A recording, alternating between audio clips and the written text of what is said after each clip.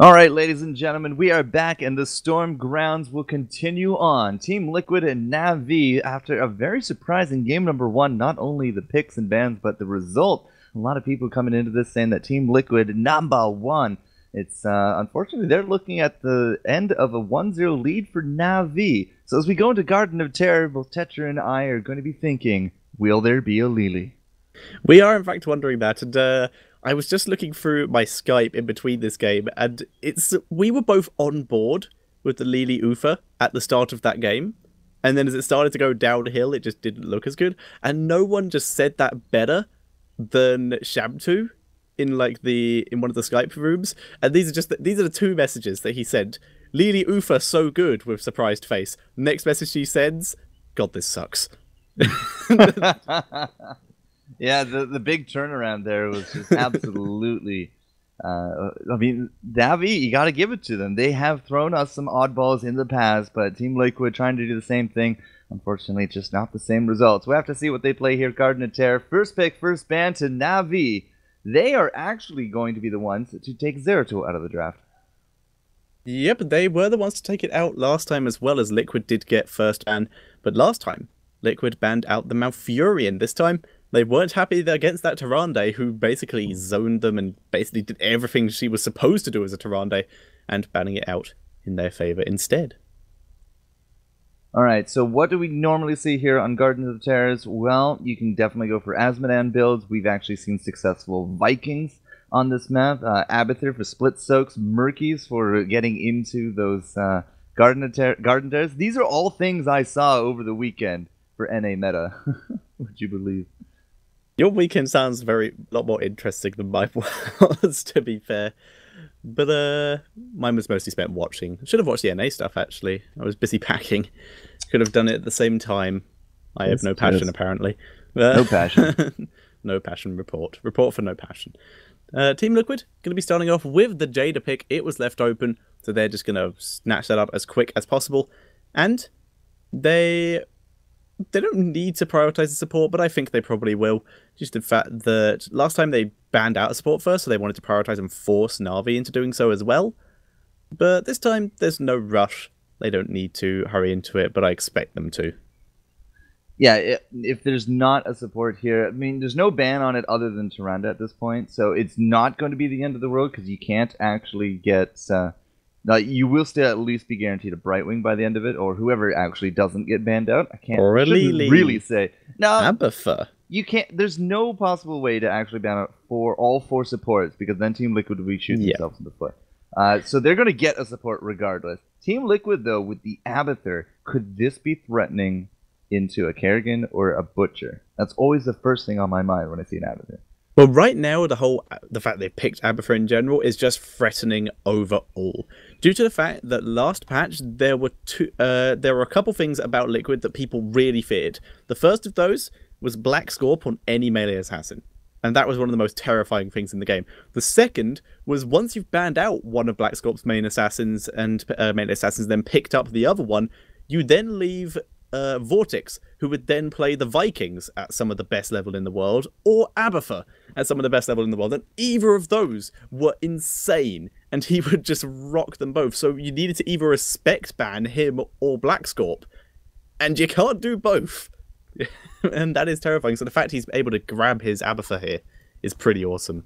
I would love to see the return of Black Scorp Sergeant Hammer, but unfortunately, the positioning that hero is in, it's just not gonna happen. That was my very first game that I was introduced to Black Scorp on. His Sergeant Hammer, and me being a Sergeant Hammer fan myself, I kind of fell in love with his playstyle. So I mean, sure, if he can get his picks here, I'm sure he can do amazing things as well. It will be the return Rhaegar Anub'arak. Navi is very confident in these double tanks, but last time we saw a double tank this early, they last picked an Illidan, and we saw the Hunt. This is true. They did do that, didn't they? Just super CC heavy. And there's definitely potential for that. They have the Rhaegar, like we pointed out. So Illidan, definitely an option here, as Rhaegar can Ancestral as opposed to Ufa's Divine Shield. Still very viable. We will have to see how they do run it. For now, though, it is Team Liquid's ban. And there's one thing they don't want to ban. It's a warrior. So I would expect them to ban some form of damage dealer here. just to try and deny that away from Na'Vi, as they already have a main assassin. So maybe ban out the Kael'thas here, just to make sure that Na'Vi doesn't grab the other mage, or someone similar along those lines. Kael'thas sounds like the best kind of bet at this point, because you have the double engage, could be even a triple engage comp, just like what we saw last game. And if it is going to be that, you need to be able to limit what kind of burst can follow that up. And right now, the only big burst on the table is actually going to be that Fire Mage. So I would wholeheartedly agree with that kind of ban. Will it actually happen? Does Team Liquid have other ideas? It's a good question. But what would Na'Vi actually follow this up with for a ban? Because Rhaegar's already on the table, and they see that Avatar. Would you say any kind of warrior? Because they have two, so probably banning out the Muradin. Yep, absolutely. Because if they're banning, there's the Kael'thas ban. I expect Na'Vi to ban out the Muradin here, because that still continues to leave their options open for a melee assassin of their own. If they want to go with that Illidan like they did before, banning out a Muradin is the ideal way to maybe telegraph it a bit, but at least to make it more comfortable for them, due to Muradin being the current best warrior counter to a melee assassin thanks to that reverberation talent. So, yeah, all right. I can understand that. I might actually be more inclined to ban out Butcher just to be safe. I mean, yeah, the Mirrodin is fine as a ban because, as you said, the reverberation, the disengage, the stuns, the controls is actually really good. They're actually going to be the ones to ban out the Illidan. Okay, I think one of these teams is planning a Butcher. Maybe both. between Johanna and Anubarak, I'm not entirely too sure Illidan was posing a threat at this point, but yeah, that's double melee assassin ban from Na'Vi. Yeah, but it's a weird situation where basically Liquid are hovering over the Abathur, who has most of the time, other than his split push builds, been run with some kind of melee, or as Na'Vi have done it once with two warriors and a melee and just gone full Heelys. But the Abathur definitely telegraphed a melee assassin a little bit. Na'Vi, though, running the Rhaegar, and with the two warriors, similar to how they did the Illidan last time. So both these teams showing it a little. And Liquid going to be picking out the Nazi bow for now. They do still need a healer, and they do still need a warrior. So it's unlikely we're going to see a melee assassin out of them. Well, they got Navathur. He's a healer, right? Go full Soma Transference and the healing shield. But you can't even get that listed on your roll anymore for Abathur. So you never know how popular that would be. But you're right. We're probably not going to see that. It's at this point likely to be looking at this. I want to say a Malfurion is going to be in the cards. We don't really have like a big dive heavy comp at all from Liquid. They got the Jana, they got Nazebo, Abathur for the split soak. Perhaps he's going to be the one in the siege vehicle. Something tells me it probably still won't be.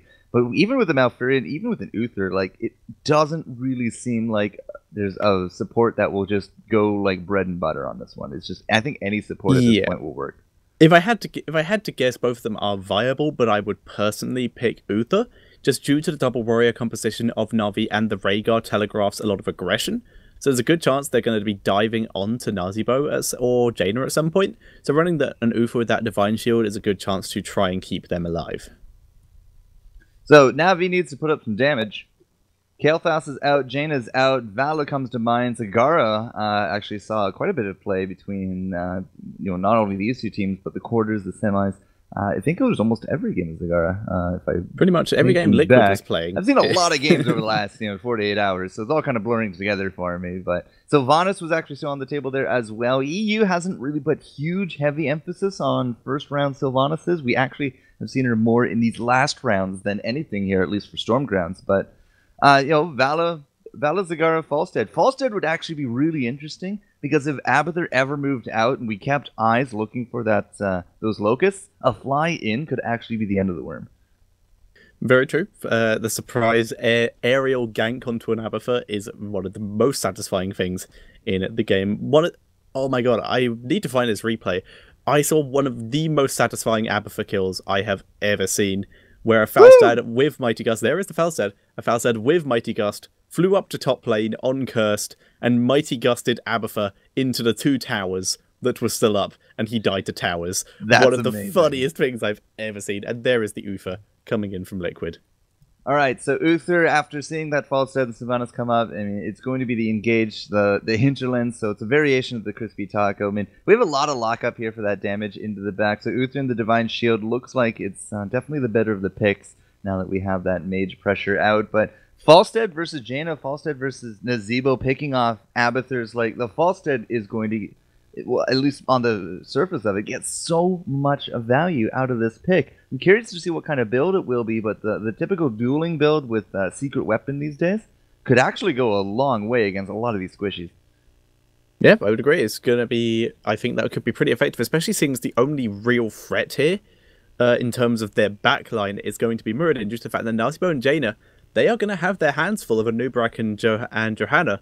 So if Muradin, however, could get onto the backline onto Falstad, Falstad with his dueling build might be able to deal with him. For example, the Hammer Time, just the counter mini-stun to Muradin's avatar, and the Giant Killer that he can take as well. Both really good options for just dealing with that huge tank that's on their backline. Combine that with one of Anubarak or Johanna coming back to help, and they could be able to get some very beneficial fights off on it. So it feels like either Anubarak or Johanna are going to be the pilots here for the Garden of Terror from Na'Vi, because we have two tanks ready to go. The double DPS likely going to have their hands full. Sylvanas can easily start pushing or defending against big creep waves. At the same time, Falstead in the flying, the maneuverability there.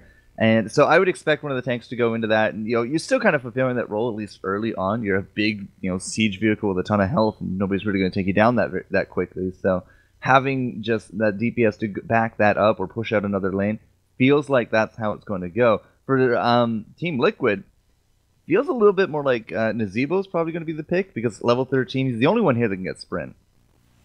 Yeah, he's the only one who can get out of that unless you want to just instant ice block. Where, as Jaina, when you come out of it and hope your team is there to protect you.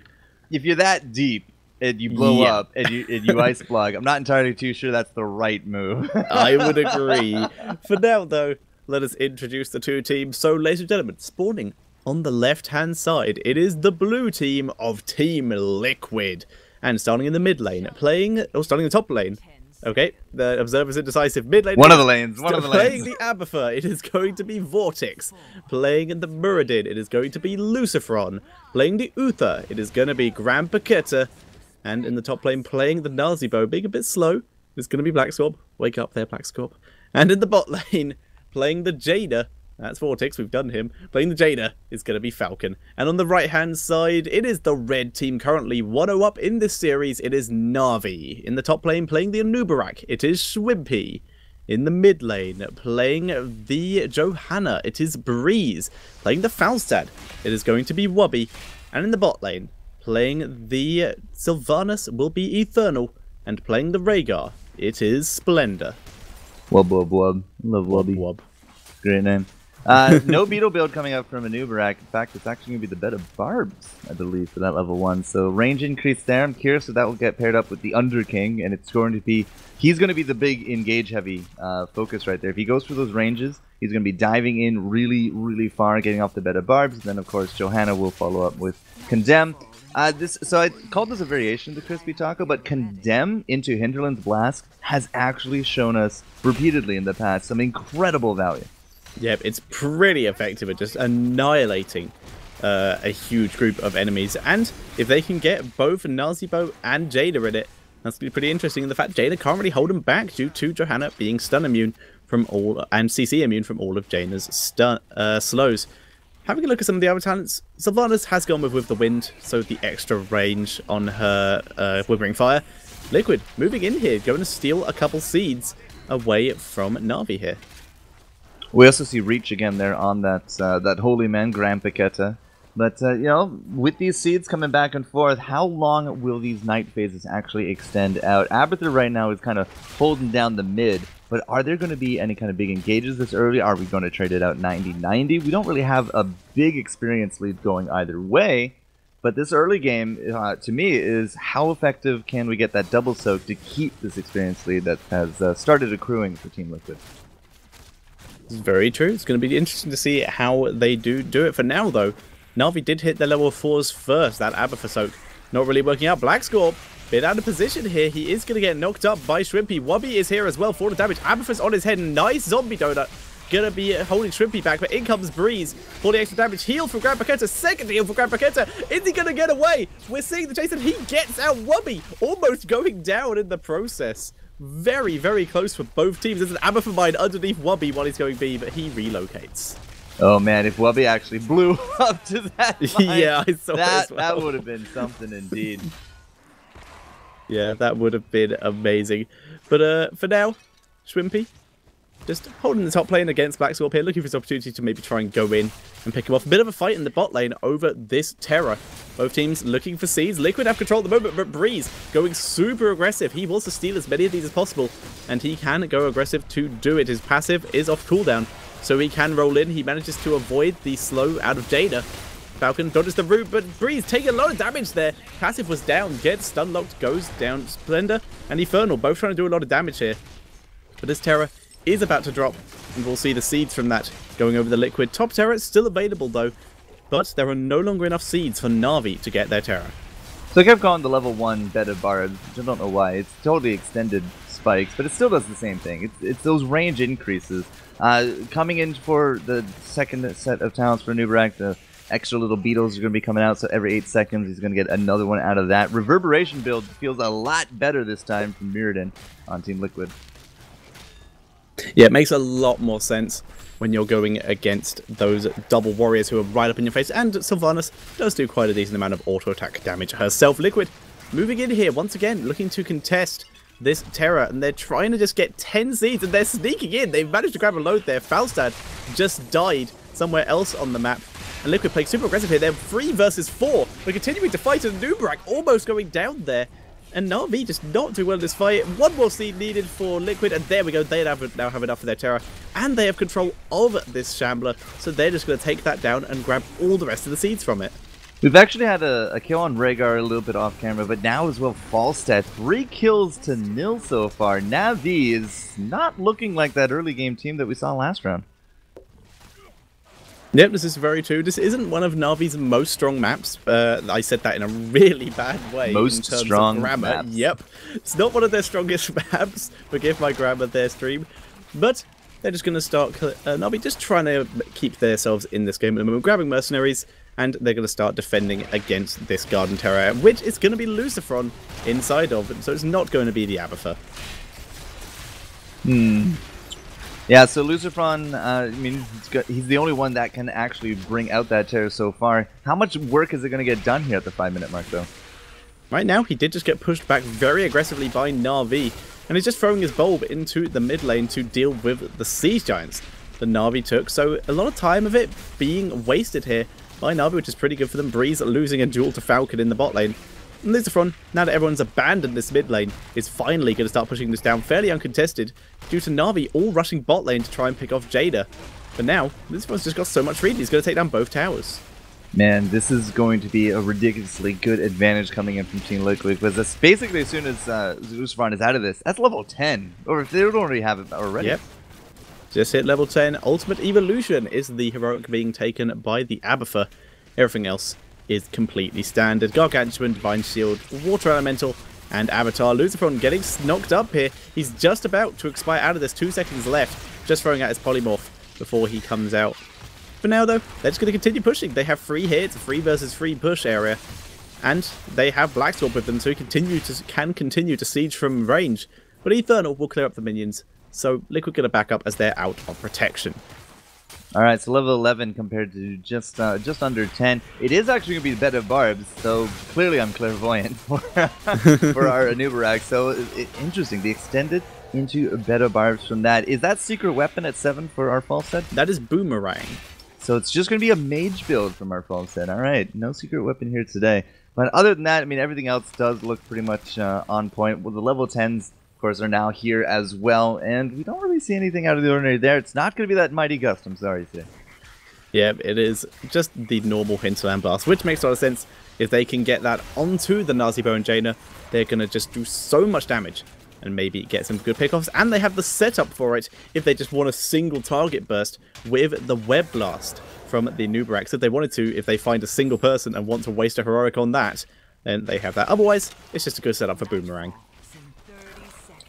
Still a pretty sizable advantage going the way. Black Scorp, I don't think has even left that top lane, has he? I don't think he has. He sort of came down, I think, once, and most of the time stayed. He's actually leaving now, coming down to this mid lane. Like I said, he was hovering there for a while. But now, joining up with his team, looks like they want to try and fight over these bottom seeds. And they're all grouped up and ready to try and go there. Blackscorp just hanging around here. In the meantime, Wobby's in the bot lane clearing up this mercenary camp. Not going to have too much trouble with that. Nighttime happens, and Liquid actually splitting up to get seeds. Are those vile nests at level 7 for Abathur? Those are in fact vile nests. We've seen this before. What game? I don't remember what game it was, but we've actually seen vile nests before in lieu of either Mule or Needlespine. Yeah, a lot of teams seem to like it. It is very, very irritating. If you can land one in a fight where an enemy runs away or an enemy just manages to step on one that you've put down during the fight, then it can really make a difference. And if someone steps on it near a lane, it is an easy, excuse me, hiccup, an easy gank opportunity. Well, level 13 for the Team Liquid, it's a, as I said, you know, these advantages keep going their way. It's not going to be any kind of big engage at these Shamblers. So, in terms of the terrorists, I think both sides should actually be ending up with one each. We could actually see a little bit of a slap fight. Yep, both teams do have a Terror. All seeds have now been picked up, and we're going to see Na'Vi continue to push this bot lane while Liquid pushes the top lane. Split push. Both teams have one person in the lane that's being pushed and running away. For Liquid, it is the Abathur just slithering away back to behind the next wall. And in the top lane, for Na'Vi, it was Breeze backing up as he realised, yeah, I can't fight 4 people. That ain't happening. Yeah, and it probably shouldn't as well. If we had lost a teammate here, that's Vortex might want to move. Definitely not what Na'Vi wants out of that one. Yeah, if Vortex can't really afford to go down quite yet, but Luciferon coming out here. Sorry to interrupt you there. We see Luciferon coming out. He's chasing down Na'Vi. Doesn't look like he will get anything here as Falcon's the only backup. But no, in comes Grand Paqueta and Blackscorp from above. They land a stun onto the Sylvanas. Sylvanas dodging the polymorph, tries to hold his way back, but gets slapped by the Terror and goes down. Schwimpy having to burrow charge out of that zombie donut to keep himself alive as well. Polymorph, the Spore Queen's curse coming down, and both teams just sort of pushing with their with the Terror's Breeze on his own up here though, while the rest of his team defends. Wobby pushing the mid lane while this is happening. He's going to get a tower or two out of this, but Liquid are 100% going to get this bot fought. Yeah, you saw actually Wobby, I mean, he saw this aggression coming up from Luciferon, said nope, and took his ticket to Nopesville out to the mid, and that's where he actually flew, and that's where he is staying. But 2 lanes of soak versus only the 1. The problem is that, you know, Breeze has taken his time into the top, and he's not going to be able to kind of out-push these opponents. So we need to either win in 2 lanes, or you need to defend into 1. And so far, it does look like Team Liquid, they are the ones to put up the first key pressure here. Blackscorp, Divine Shield saves him. He's standing in the frog zone, dodges the hinterland just as the Divine Shield finishes up. He gets out with next to 0 health. The Web Blast goes down onto, I think that is Uther in there. And now we're seeing Luciferon trying to keep some life. Grand Paqueta does not get picked off. It was the Uther, and he gets out as well. And Na'Vi tried to re-engage onto that just as the Terror was expiring, but are now trying to just catch Luciferon as he's the last one in this area. Grand Paqueta, though, is still here with him and will keep him alive and make sure he gets out. Breeze finishes his push in the top lane. Terror's expired. He's just going to back out of there and go start on some mercenaries. So how far? What was our progress on that top keep? He managed to get it down to about a quarter health. Right. So Na'Vi, I think, really got the better of the deal out of that one. Because, as it's saying, you know, you either need to win in 2 lanes or you need to defend out the bottom. And it looks like we went for the defense, which was good. And Na'Vi basically now have this low-hanging fruit of a keep for the next big push. If they get any kind of man advantage, they could easily just go and snipe it. And now it's going to be catapult. They've evened up the XP. That's really good for them. They were quite a bit behind, and they've managed to completely even it up. Even without, if they got a kill in that bot lane when they were trying to, that would have been devastating for Liquid. But Liquid still staying even. They're just going to continue clearing out mercenaries as well. Na'Vi dealing with the mercenaries that Liquid already has in the top lane.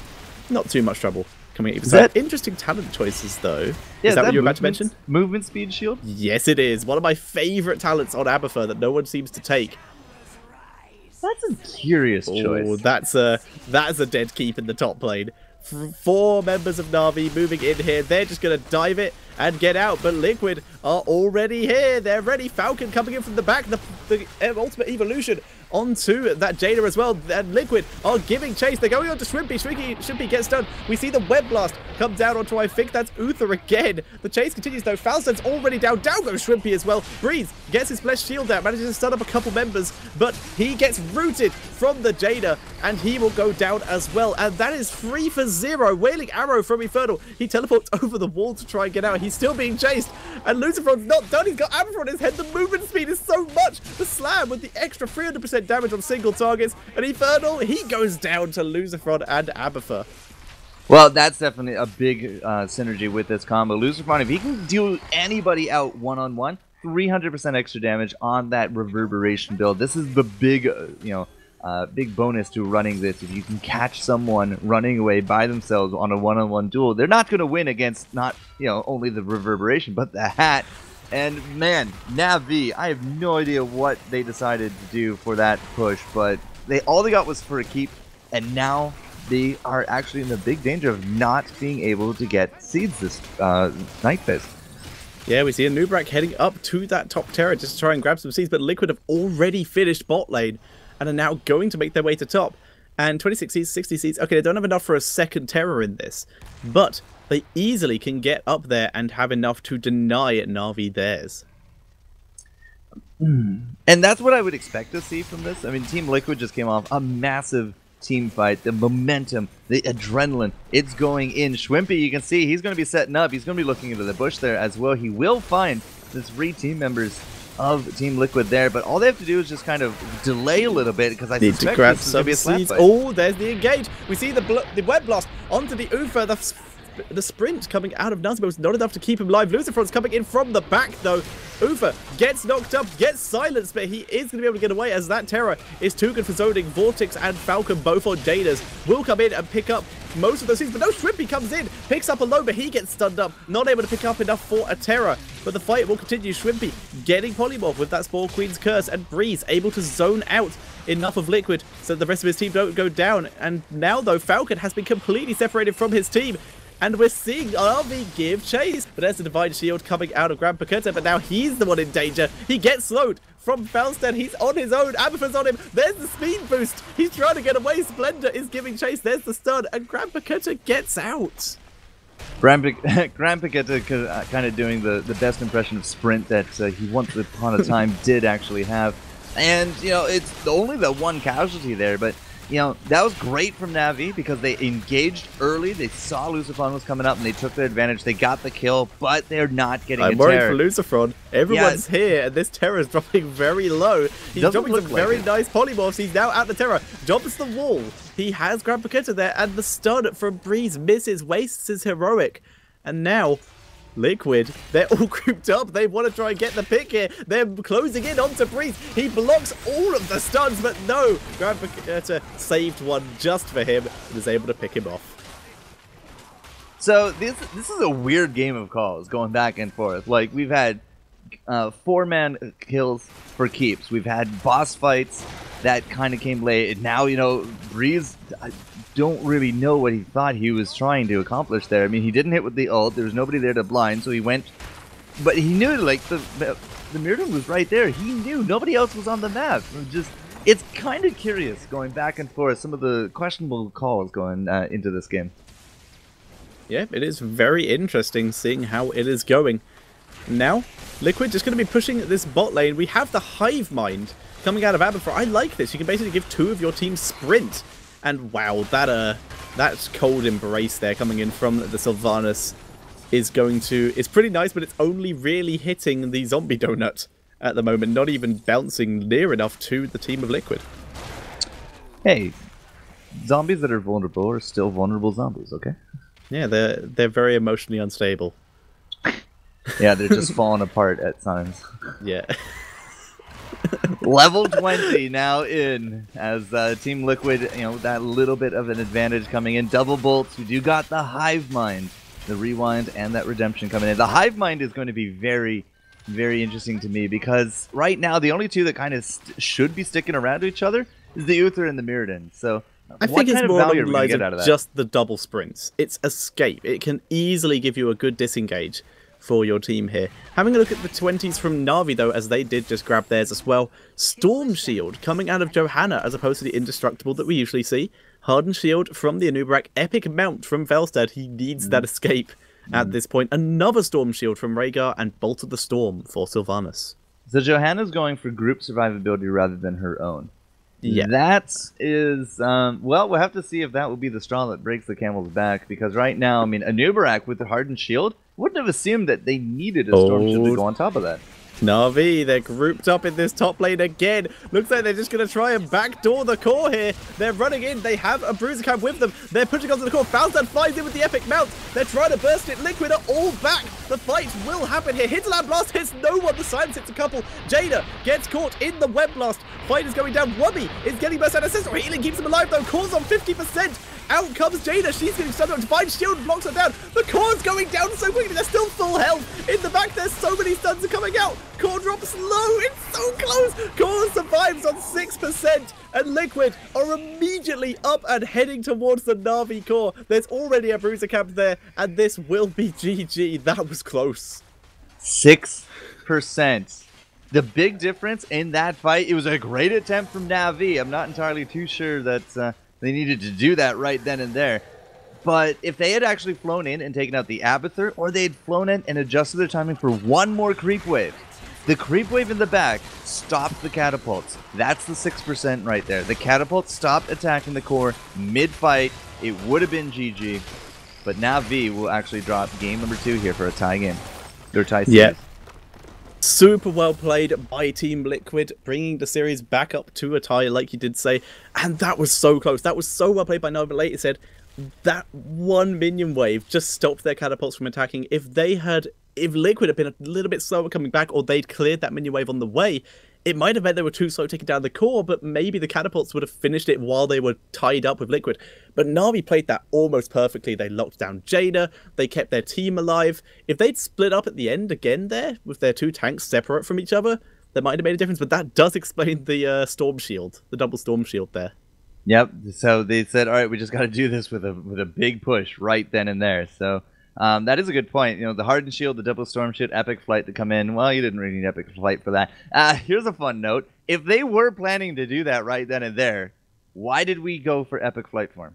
Why didn't we go for the 25% more damage on that laser? Oh my god, if he had taken that, that might have been enough. Could that have been... Or even Nexus Frenzy. Could that have been Either of those would have done it. Oh no, I think it was just to get in quicker.